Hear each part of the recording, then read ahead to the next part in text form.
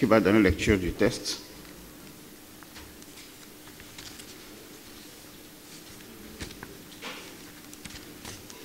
Est-ce qu'il y a quelqu'un qui voudrait bien donner lecture du texte?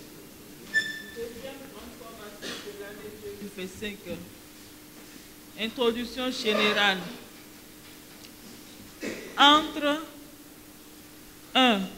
Ce que je pense, ce que je veux dire, ce que je crois dire, ce que je dis, et 2. Ce que vous avez envie d'entendre, ce que vous croyez entendre, ce que vous entendez, et 3. Ce que vous avez envie de comprendre, ce que vous comprenez. Il y a 10 possibilités qu'on ait des difficultés à communiquer, mais essayons quand même. Voilà, on va s'arrêter là. Vous avez compris pourquoi j'ai écrit ça? Ben, tout ce que nous venons de voir là, est-ce que vous avez compris quelque chose? De la mort, et que si notre formation devait s'arrêter là, vous pouvez dire, bon, j'ai compris. Non. Donc, c'est ce que moi j'ai dit, ce que je pense de la mort, ce que je veux dire de la mort, ce que je crois dire de la mort et ce que je dis de la mort, ça c'est moi ça. Et vous? Ce que vous avez envie d'entendre, c'est pas là qu'on a commencé. Hein. Ce que vous croyez entendre, parce que moi je peux dire et vous allez croire que vous avez entendu et que vous avez même, voilà, ce que vous entendez, il y a 10 possibilités. Mais j'ajoute, ce que vous avez envie de comprendre et ce que vous comprenez, il y a 10 possibilités. Je peux dire il y a 5 possibilités, je veux dire il y a 20 possibilités, mais je dis tout simplement, il y a une multitude de situations qui se poseraient à nous dans la compréhension. Mais cependant, nous allons essayer d'y arriver. Donc, je suis dans une démarche de précaution pour que ce que je pense, ce que je veux dire, ce que je crois dire et ce que je dis, même si ce n'est pas en concordance avec ce que vous avez envie d'entendre, ce que vous croyez entendre de ce que je dis et ce que vous entendez de ce que je dis, si ce n'est même pas en concordance avec ce que vous avez envie de comprendre et ce que vous comprenez, que vous sachiez tout simplement que vous avez vos référents. Et moi, j'ai les miens. Et les référents qui sont les miens, moi, c'est des référents pas forcément hybrides. Parce que de toute façon, je suis issu d'une couche sociale avant de devenir métaphysicien. Est-ce que ces deux contextes peuvent fabriquer une connaissance qui ne soit pas soit en harmonie avec ce que j'avais été, ou alors une connaissance qui peut influencer largement? Donc c'est là la difficulté. Alors si nous ne comprenons pas, si on ne s'avertit pas, on va se fourvoyer. C'est dit que le débat, on pouvait le faire exclusivement en profane. Donc voilà des gens qui ne comprennent rien de la métaphysique, donc qui veulent parler de la mort. Et là, on peut parler de la mort en anthropologie, on peut parler de la mort en morale, on peut parler de la mort en philosophie, on peut parler... Mais ici, il ne s'agit pas de parler de la mort de cette façon. C'est pour ça que je vous préviens que nous aurons des difficultés à communiquer. Mais cependant, nous devons aller quand même. Alors, qui continue? Je le dis parce que nul ne peut atteindre l'aube sans passer par le chemin de la nuit. Alors, je suis parti d'un énoncé. Quel est l'énoncé là? Tout à l'heure, je mettais l'accent sur les énoncés que vous écoutez au niveau des discours que nous avons visualisés ensemble. Dans ce cas de figure, quel est mon énoncé? Mon hypothèse de base, ma thèse initiale. Relis la phrase, s'il te plaît, bien-aimé monsieur. Je le dis parce que... Alors, je le dis, là, ça remplace quoi? Il y a 10 possibilités qu'on a des difficultés à communiquer, c'est ça, non? Oui. Et je le dis parce que... Nul ne peut atteindre l'aube sans passer par le chemin de la nuit. Voilà, nul ne peut atteindre l'aube sans passer par le chemin de la nuit. Alors donc ici, quelle est ma thèse de base? C'est autour de quoi je vais construire mon discours, c'est ça en fait l'énoncé, c'est ça la thèse. Et si nous ne partageons pas ça, on ne va rien comprendre de tout mon discours jusqu'à la fin. Quelle est ma thèse, mes amis? Non, il n'y a pas. À partir de ce qu'elle lit, la thèse est contenue là. Mais c'est ça, nul ne peut atteindre l'aube sans passer par le chemin de la nuit. Il faut souligner ça.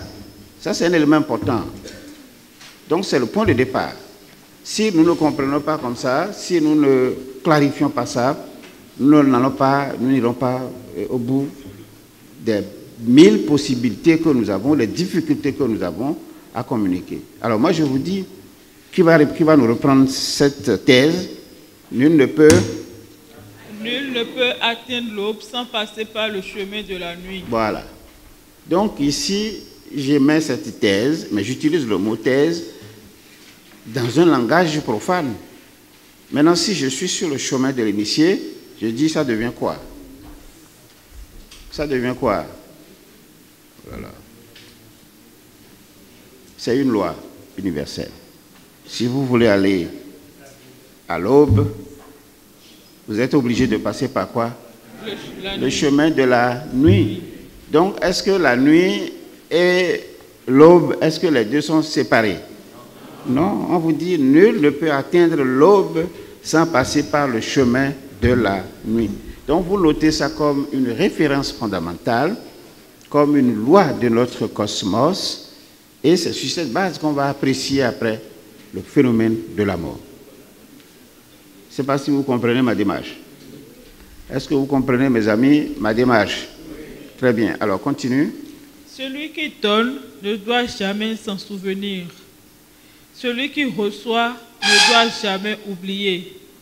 La plus grande force de l'homme n'est pas de ne jamais tomber, mais de se relever à chaque fois, car le présent est le résultat du passé, le futur, le résultat du présent. Alors, là encore, je m'arrête et je retrouve une loi. Quelle est la loi là? Le présent est le résultat du passé. Le présent est le résultat du passé et le futur est le résultat du présent. Soulignez ça comme une deuxième loi.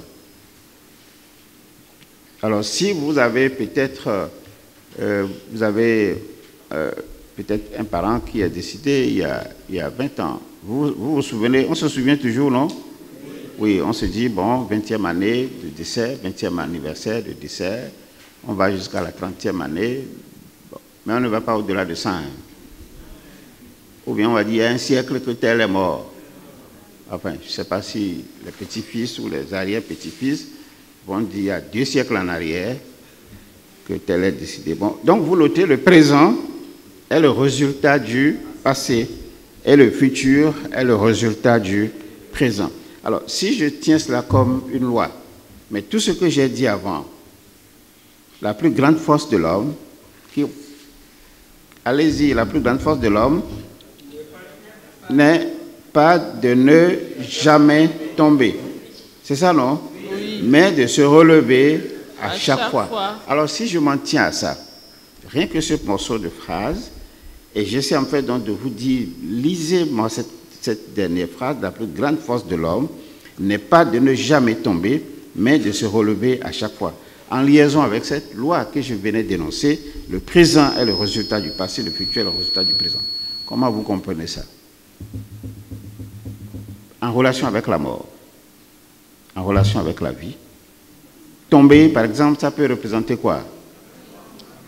Alors, donc, remplaçons tomber par le verbe qui dégage et on va vous dire la plus grande force de l'homme n'est pas de ne jamais mourir. Mais qu'est-ce qui va se passer? Mais c'est la plus grande force, c'est de se relever à chaque fois. Voilà, c'est tout.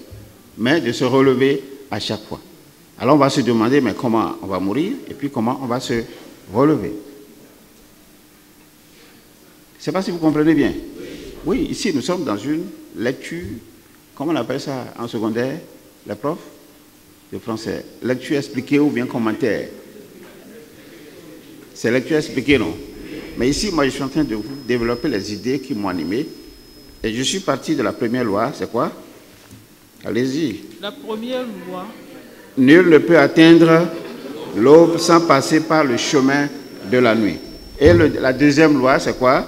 Le présent est le résultat du passé, le futur est le résultat du présent. Autrement dit, vous ne pouvez pas... Quelle est votre force? C'est la plus grande force que vous avez?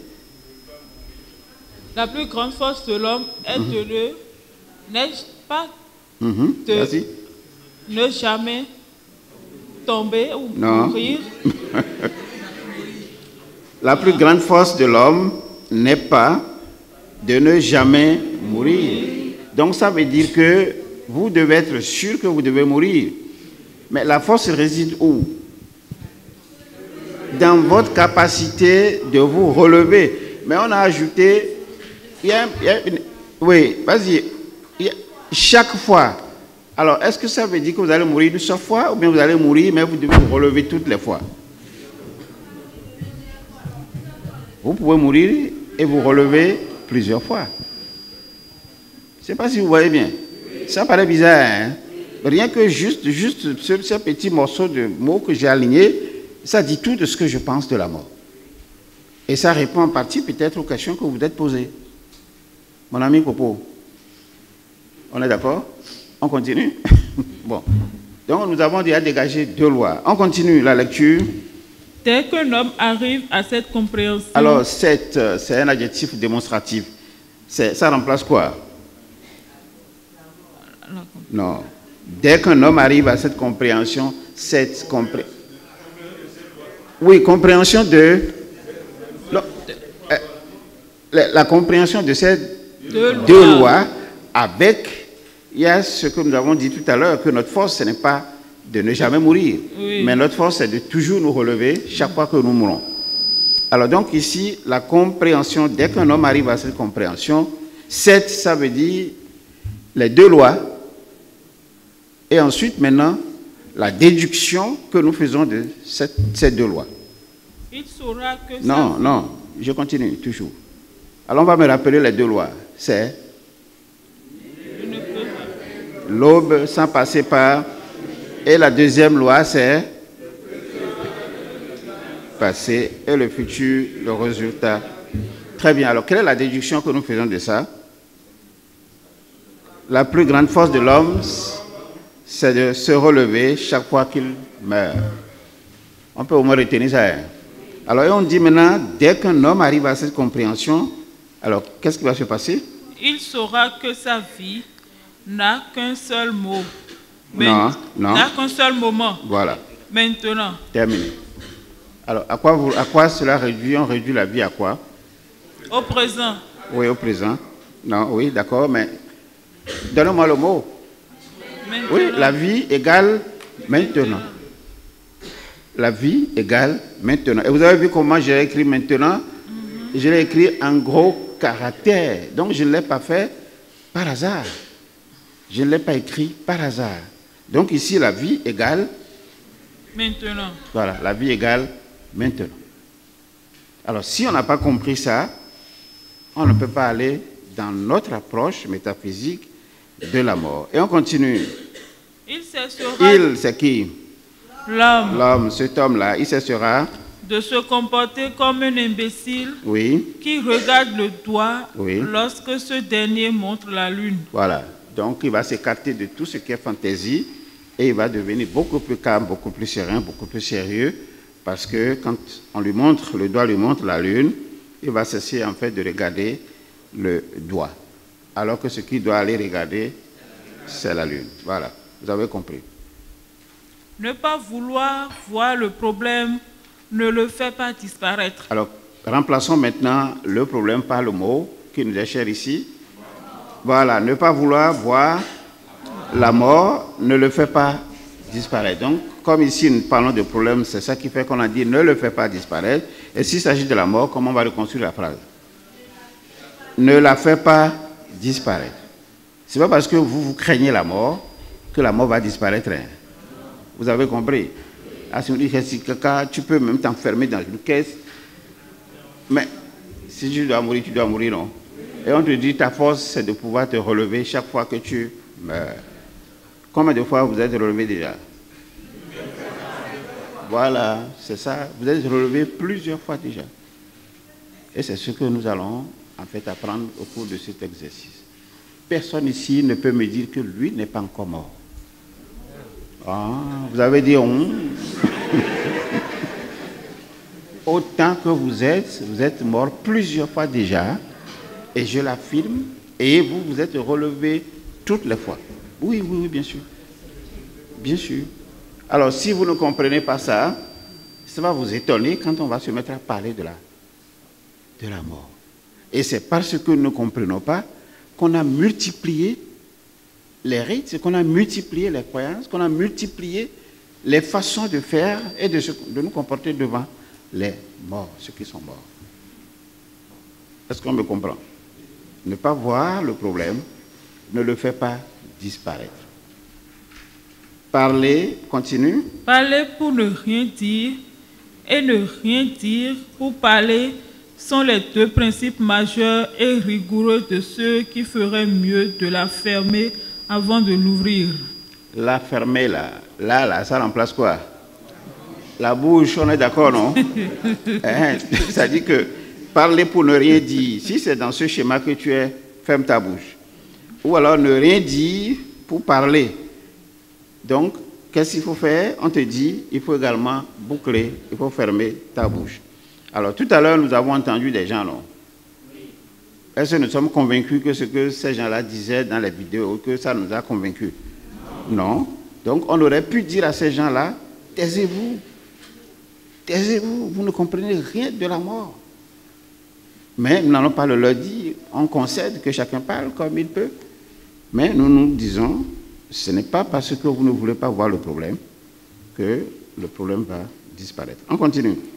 Le savoir est comme la lumière, intangible et immatérielle. On s'appelle, il faut lire avec force, beauté. Le savoir est comme la lumière, intangible et immatérielle. Alors si je m'arrête là, le savoir est comme la lumière, intangible et immatériel. Si on s'arrête là, est-ce que c'est un énoncé, une loi de votre point de vue, ou alors une phrase quelconque comme ça? C'est une loi. On nous dit que le savoir est comme la lumière. Au lieu de dire que le savoir c'est la lumière, moi j'ai essayé en fait donc de minorer un tout petit peu, et ça c'est un style de langage. Le savoir est comme la lumière, pour que ceux qui sont dans la logorée, dans la critique, ne m'attaquent pas pour dire, mais non, comment vous pouvez dire que le savoir c'est la lumière? J'aurais pu le dire, mais j'ai dit c'est comme la lumière. Maintenant, pour renforcer ma conviction, je dis donc que le savoir, il est intangible, il est immatériel. Et comme je l'assimile à la lumière, je fais l'accord en mettant les deux L-E. Donc la lumière, elle est intangible, la lumière, elle est immatérielle. Mais puisque j'ai dit le savoir égale la lumière, ça veut dire que le savoir aussi est comme ça. Alors, qu'est-ce qui se passe avec le savoir ou la lumière? Qui se propage aisément à travers le monde. Voilà. La lumière se propage aisément. Est-ce que ça a des difficultés pour se propager?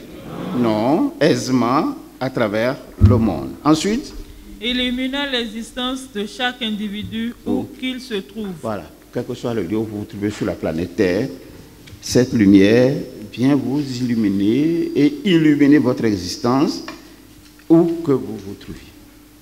Nous prenons ça comme troisième loi, non? Donc il faut souligner cela. Il éclairera... On va reprendre cette loi-là entièrement. Reprendre ça.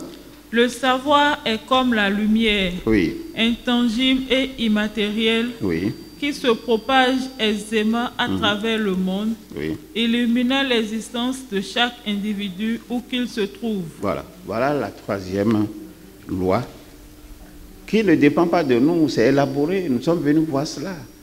Donc, une fois que vous avez le savoir devient quoi? La lumière, voilà. Maintenant, si vous n'avez pas le savoir, vous avez quoi à la place du savoir? L'obscurité, les ténèbres. Est-ce que les ténèbres peuvent illuminer le monde? Non, au contraire, ça va assombrir le monde. Donc, vous imaginez, quand je parle déjà de aisément, ça va se propager, ça va illuminer aussi aisément l'existence de chaque individu où qui se trouve. Alors, autour de quoi maintenant, moi, je vais construire mon enseignement? Ça va se construire autour de quoi? Rien que dans cette loi. Voilà, je vais construire mes enseignements autour d'un seul mot, le savoir. Et je suppose que si tous les hommes savent, ou si ça, oui, c'est le français ça, non? Je suppose que si savent, c'est ça le français?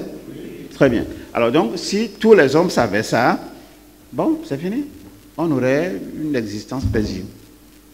Donc nous sommes là maintenant pour aller peut-être à l'encontre de ce que nous avons entendu, de ce qui nous a toujours influencés et de ce que nous croyons être du domaine de la mort. Donc le savoir, nous allons le construire ensemble. Alors, la suite. Il éclairera les victimes conscientes de l'ignorance. Voilà. Qu'est-ce qui va éclairer? Le savoir. Ou autrement, qu'est-ce qui va éclairer? La lumière. Mais ça va éclairer qui? Les victimes de l'ignorance. Les victimes conscientes de l'ignorance. Alors, on peut être victime mais inconscient. Mais si on est victime et on est conscient de l'ignorance, donc cette lumière va venir. Maintenant, si vous n'êtes pas conscient et vous vous attachez seulement à votre ignorance et vous dites non, non, c'est pas vrai, non, il faut démontrer, il faut faire ci, il faut faire ça, vous ne pouvez pas aller au vrai savoir. Donc je vous préviens. C'est pour ça que quand je préviens comme ça, il éclairera les victimes conscientes de l'ignorance. Je m'arrête là et je vous demande maintenant d'aller vers le début de notre test pour comprendre l'idée qui m'a animé à venir encore vous prévenir ici. C'est dans le test. Qu'as-tu trouvé? Il y a 10 possibilités. Très bien, très bien. À l'école, on dit un banc, non? Voilà. Il y a 10 possibilités qu'on ait des difficultés à communiquer. Alors, si vous êtes une victime consciente de l'ignorance, on peut communiquer. Vous me comprenez bien? Mais par contre, si vous êtes une victime inconsciente de votre ignorance, bon, on ne peut pas communiquer. Donc, les difficultés vont s'imposer à nous. Il y aura alors plusieurs possibilités. Il y en a bondé, ou il y en a bondé, il y en a dolé, ou il y en a dolé. Est-ce qu'on va s'entendre? Non. Mais si nous savons donc que nul ne peut atteindre l'aube sans passer par le chemin de la nuit, et que le présent est le résultat du passé, le futur le résultat du présent, et que le savoir est comme la lumière, elle est intangible, elle est immatérielle, allez, on peut ensemble discuter, on peut ensemble parler. Alors, car savoir que l'on sait ce que l'on sait, savoir que l'on ne sait pas ce que l'on ne sait pas, voilà le vrai savoir. Alors, le vrai savoir, c'est quoi? Voilà, savoir que l'on sait ce que l'on sait. Voilà. Et ensuite? Savoir que l'on ne sait pas ce que l'on ne sait pas. Très bien, c'est ça le vrai savoir. Vous me comprenez bien? Donc ici, quand nous allons démarrer, vous allez me dire, ça, je sais que je sais. Je sais que je sais. Alors, moi, je peux poser une question comme cela après, pour dire, bon, est-ce que vous avez lavé un cadavre une fois? Oui. Il y en a qui ont fait ça une fois, non? Oui, très bien. Ils ont lavé le cadavre. C'est peut-être un parent, c'est peut-être ainsi de suite, mais ils ont lavé. Maintenant, est-ce qu'ils ont conscience, pendant qu'ils lavaient le cadavre, selon les rapports qu'ils ont avec le cadavre, quel était leur émoi en ce moment? Même si c'est votre enfant que vous avez l'habitude de laver, vous chantez, vous essayez en fait donc d'animer cet enfant, et il meurt, et de surcroît, c'est vous qui allez le laver, est-ce qu'on a les mêmes sentiments? Non du tout, ça varie. Ça varie. Alors, qu'est-ce qui va remplacer quoi en ce moment, quand l'enfant est vivant? Qu'est-ce qu'on ressent? La joie de le laver. Et quand il n'est pas vivant, qu'est-ce qu'on ressent? La tristesse de le laver. Voilà. Donc, c'est... Alors, la raison, c'est quoi? La raison est la suprême union de la conscience et de la conscience de soi. C'est-à-dire de la connaissance d'un objet et de la connaissance de soi. Alors, je suis en train de vous dire, ici, là, maintenant, La raison, c'est la suprême union. Dites-moi, la suprême union de quoi? De la connaissance d'un objet. Objet, je peux dire ici, je peux remplacer ça par quoi? De la connaissance de quoi? De la mort. Est-ce que vous suivez bien?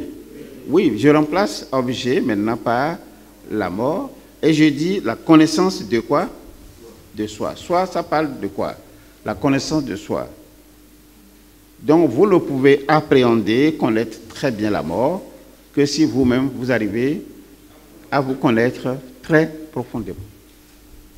Et c'est ça, en fait, les conclusions que j'ai tirées tout à l'heure en disant, ah oui, je comprends pourquoi vous avez posé beaucoup de questions. J'en ai récolté beaucoup et les sujets aussi, j'en ai récolté. Mais très peu de questions et de sujets qui ont été émis parlent de la vie. Donc, ça ne parle pas de vous. Ça parle de quelque chose que vous pensez être extérieur à vous, la mort, parce que vous ne savez pas, vous ne connaissez pas vous-même. Donc, voilà mon introduction à ces enseignements.